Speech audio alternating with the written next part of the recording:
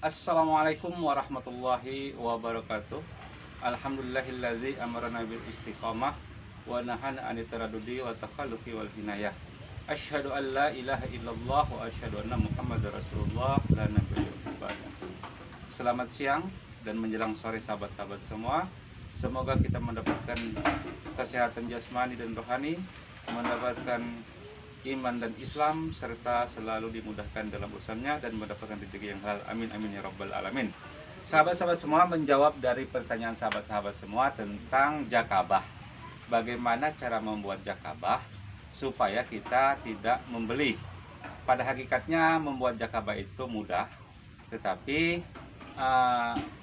kalau tidak jadi-jadi juga, maka kita bisa membeli di tempat-tempat yang online.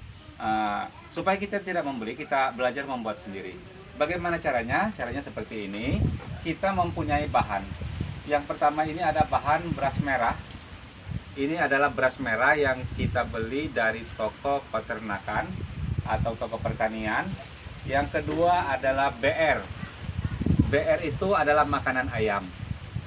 Kemudian yang ketiga sarananya adalah air putih biasa, air putih sumur yang tidak mengandung kaporit dan klorin. Kemudian yang keempat adalah toples kosong. Baik, langkahnya sebagai berikut.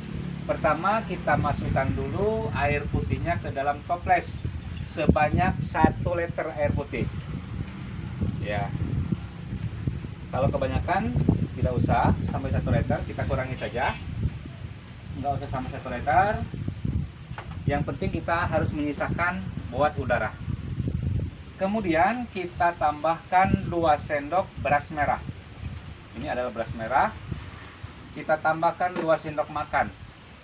2 sendok makan beras merah. Nah, setelah itu kita aduk.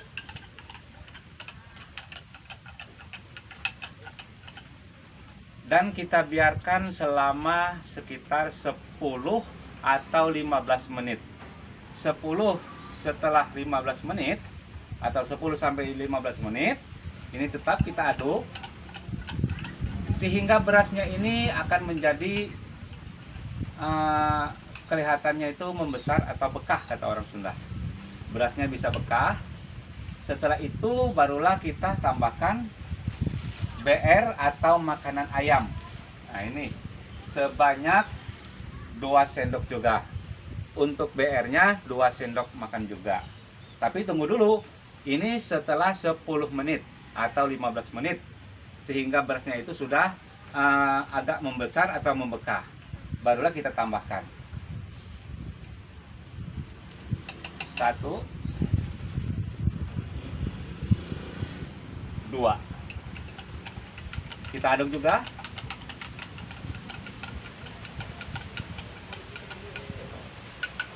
Setelah itu kita tutup dengan kain atau lamak bersih seperti ini.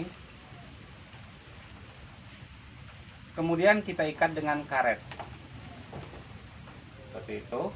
Lalu kita tempatkan ke tempat yang teduh atau tempat yang tidak terkena matahari seperti itu. Ini adalah langkah pertama. Baik sahabat semua, akan saya tunjukkan bagaimana keadaan hasilnya. Ini hasilnya dari jakabah kita. Coba agak majuan.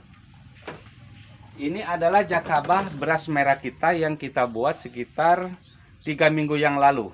Sebenarnya 2 minggu juga sudah jadi. Ini adalah jakabah yang kita buat 3 minggu yang lalu dari beras merah. Baik, kita lihat.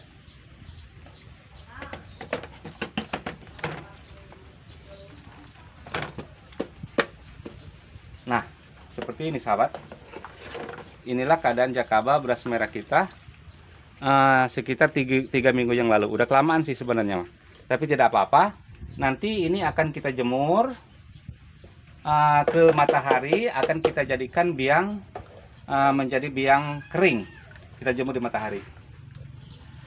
Satu lagi sama, ini juga jakabah beras merah yang kita buat bersamaan 3 minggu yang lalu.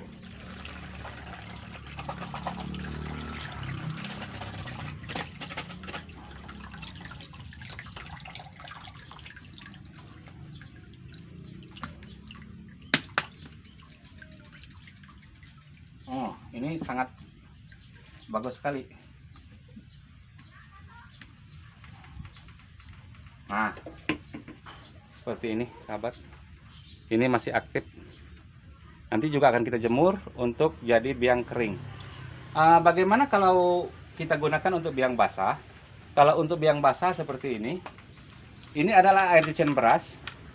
Lalu kita ambil beberapa, lalu kita campurkan seperti itu. Ini adalah air cucian beras. Nah, seperti itu kita campurkan. Sama perlakuannya, nanti kita tutup seperti ini. Kalau biang kering bagaimana? Kalau ini sudah kering, nanti kita akan lumatkan. Sama kita taburkan dan kita tutup juga menggunakan kain seperti ini. Ya.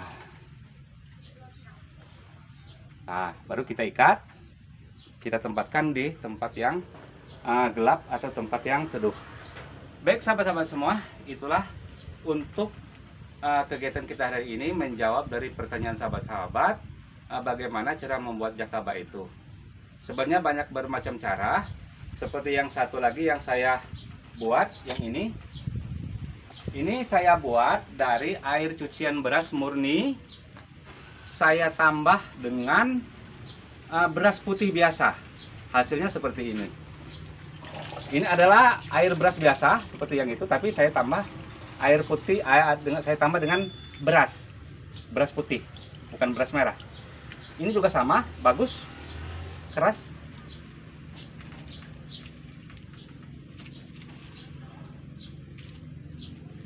Nah, sahabat, ini adalah berasnya tuh, berasnya masih menempel. Nah, seperti ini. Karena ini sudah agak kelamaan, jadi sudah agak mati. Tapi tidak apa-apa, masih bisa digunakan untuk pupuk. Begitulah sahabat-sahabat semua cara pembuatan jakaba. Kalau yang ini tadi air cucian beras sekitar segini saya isi, lalu saya masukkan beras putih biasa, lalu saya tutup, kemudian saya fermentasi selama 14 hari. Alhamdulillah jadi. Jadi sahabat-sahabat semua, jakaba itu sebenarnya gampang-gampang susah. Tapi kalau yang menggunakan beras merah ini insya Allah jadi. Setiap saya membuat jakaba itu dari beras merah, alhamdulillah jadi terus. Sebagai pengingat kita dari kegiatan kita pada hari ini, mungkin sebagai motivasi buat sahabat-sahabat sekalian, dikatakan bahwa dalam kata mutiara itu as-sabru kas-sabirin murun fi mazaqatihi lakin awakibu ahla minal asal. Bahwa kesabaran itu pahit, sepahit empedu, tetapi hasilnya manis semanis madu. Seperti yang kita laksanakan pembuatan jakaba ini. Sebenarnya saya juga sama, sering tidak jadi tadinya, tapi karena sering kita membuat dari hasil kesabaran kita, sehingga jadilah jakaba-jakaba ini. Baik sahabat.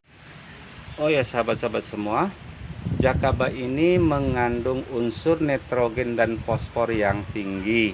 Tentu saja sangat cocok untuk tanaman kita di masa vegetatif atau pertumbuhan dan perkembangan.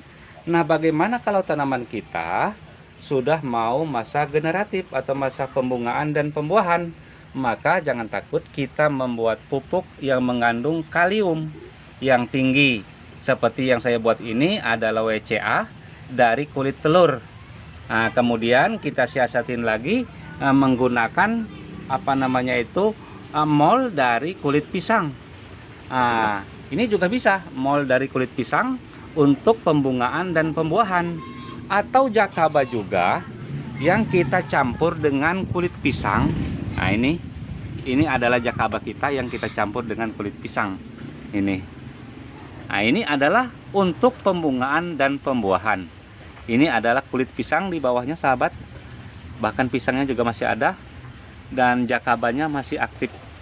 Nah, jadi ini adalah mensiasati jakaba supaya mengandung unsur kalium.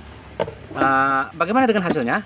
Ya, kita akan lihat di antara beberapa pohon. Nah, di depan kita ini ada pohon jeruk, dan pohon jeruknya sudah berbunga, padahal masih kecil sekali batangnya. Nah, ini Ini media tanamnya sama, sekam. Kemudian apakah dia berbuah? Nah, kita lihat. Nah, bim salabim. Nah, ini sahabat, berbuah kok. Jadi tidak usah khawatir dan tidak usah takut menggunakan pupuk-pupuk organik. Sebenarnya saya tidak terlalu suka dengan pohon yang masih kecil sudah berbuah. Nah, yang kepengen saya itu ya besar dulu batangnya baru berbuah. Tapi tidak apa-apa, kita syukuri saja. Ini adalah nikmat yang Allah berikan kepada kita semua. Ya, semoga bermanfaat sahabat semua. Wallahumma fiq ila aqwamit thoriq.